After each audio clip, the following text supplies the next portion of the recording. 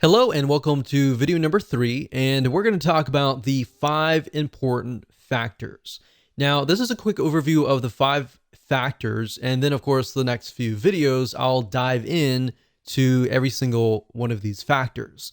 But before we can really discuss them in depth, you need to have a broader bird's eye view of them. So before we jump into the 5 factors that your WordPress site should have, or even your non-WordPress sites should have, which they'll definitely work on those too, it's important to know a few things first. So you're going to need to have a general idea of, number 1, the general keyword that you're going to want to rank on, and number 2, a list of specific keywords that branch off of that main keyword.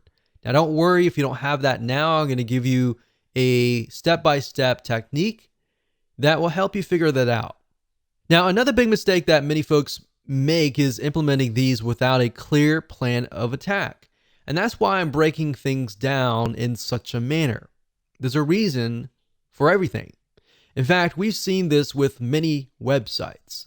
There's no clear plan, and the website owner simply creates content in an area with little or no traffic. And then they're not ranking on any specific keyword. They might even be ranking on keywords that have really nothing to do with their website. And this is a lot of time wasted, right?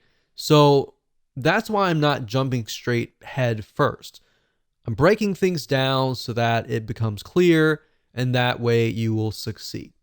Now, we're not going to focus, like I said, on keyword research, but we do recommend that you check out these suggested keywords.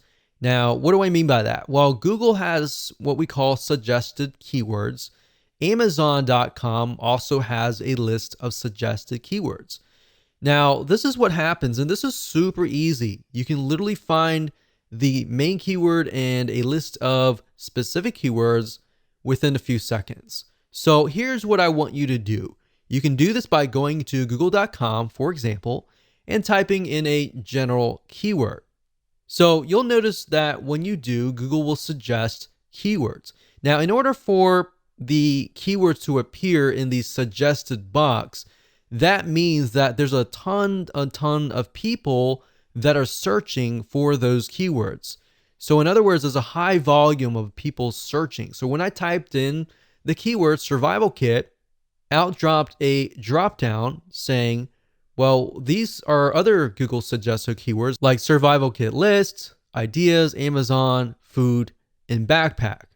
Now, there's another way of doing this. If you type in the keyword and you press enter, then what's going to happen, and you scroll all the way down to the very bottom, you're going to see a list of words.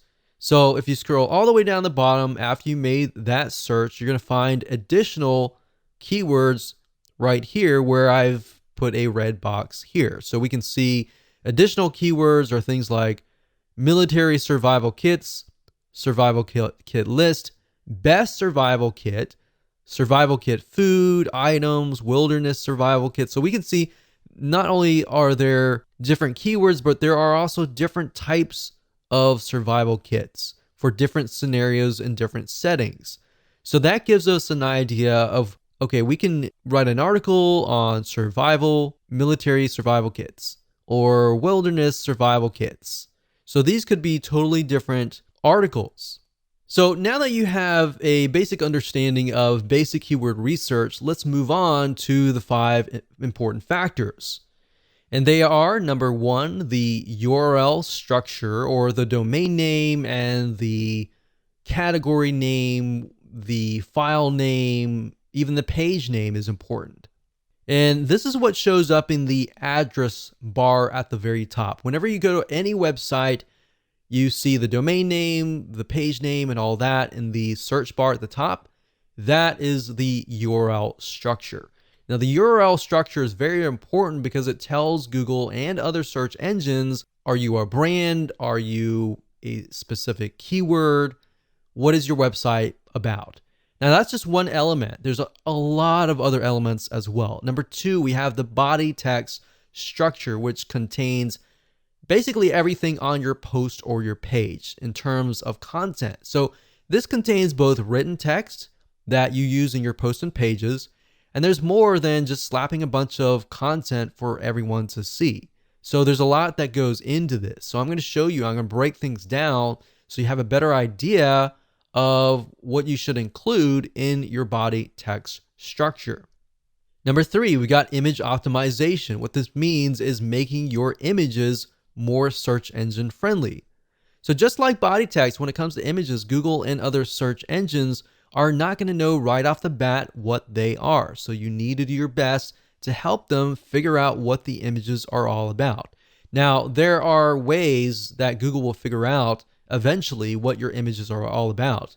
So don't try to game the system. For example, if you name an image, let's say a wilderness survival kit, the way they figure out if that image is legit or not is oftentimes they'll rank you in the Google image search engine. If somebody types in, let's say, wilderness survival kit, and they see your image and they click that, they have a better idea that, okay, this is definitely an image of the wilderness survival kit.